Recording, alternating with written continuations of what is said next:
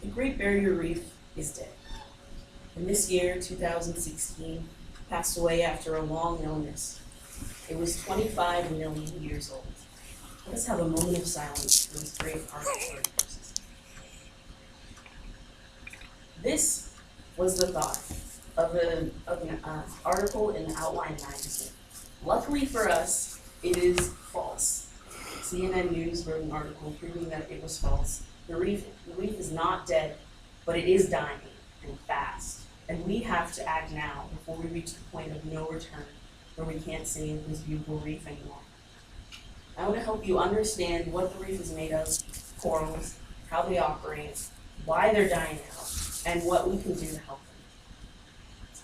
So, what is a coral exactly? When I ask most people this question, they really don't quite understand. They're just like, oh, it's this colorful thing, and it lives in the reef, but how and what is it exactly? Well, coral are animals.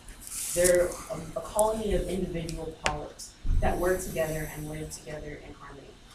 They're also rock. They have this hard outer shell on the outside, made of the same stuff, like calcium carbonate, that's in our very own Mount Rushmore. They're also plants. Corals work together with an algae so that they can get enough nutrients to create this hard outer shell. It takes a lot of work to make the shell, and the animal can't do it itself. So it has a symbiotic relationship with this algae plant. Now, corals are extremely important. They act as a nursery for many fish in the ocean. They're a safe haven for juveniles as they're growing up.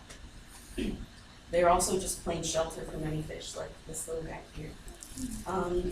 And many fish use them as a source of food.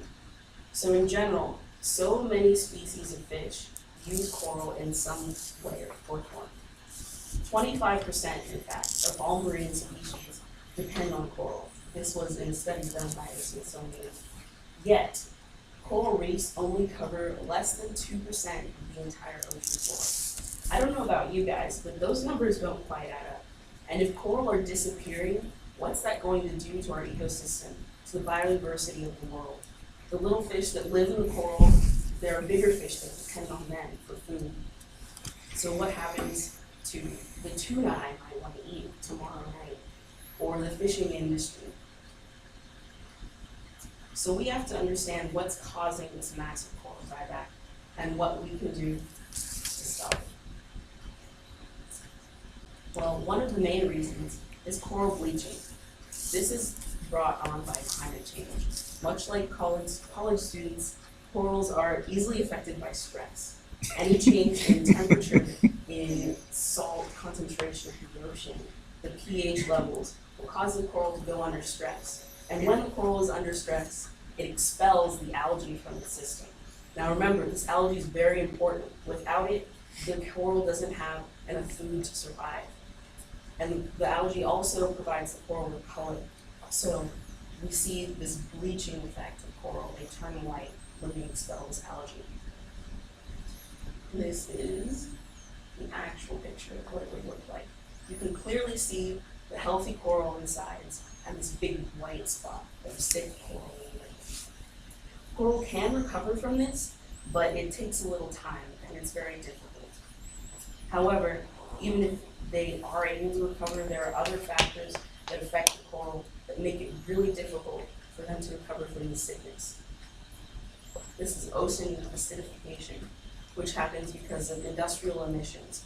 Carbon dioxide floats in the air, and normally it gets absorbed into the ocean, and plants in the ocean can use this for photosynthesis. We all learned this in high school, maybe even middle school, where plants take in the carbon dioxide that we breathe out, and they use it to create sugars so they can live.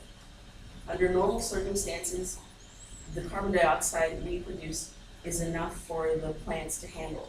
But because of the emissions that we've been putting out into the world, the extra carbon dioxide reacts with water through the magic of chemistry to form carbonic acid.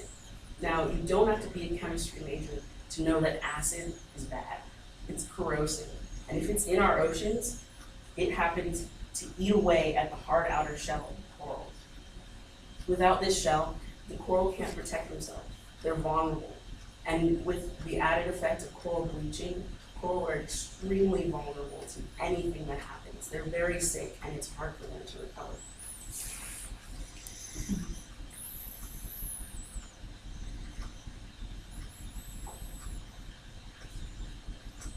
So in short, what we have to do is be able to help the coral and reverse the damage. So of course there are some simple things we can do. There are all the basic things that many of the, that you always hear from people who advocate for earth rights. You can dispose of your trash properly. One of the things that we don't do often is we throw away chemicals. Sorry, we do this too often. We throw away chemicals like batteries, and that battery acid can seep into the ground, go into the ocean. That doesn't help the situation anymore. We can reduce our emissions by driving our cars less. Like I said, the ocean acidification is a big problem, and the carbon dioxide emissions are really harmful to the coral. So if we reduce our greenhouse gas emissions, we can help reverse the harmful effects of ocean acidification.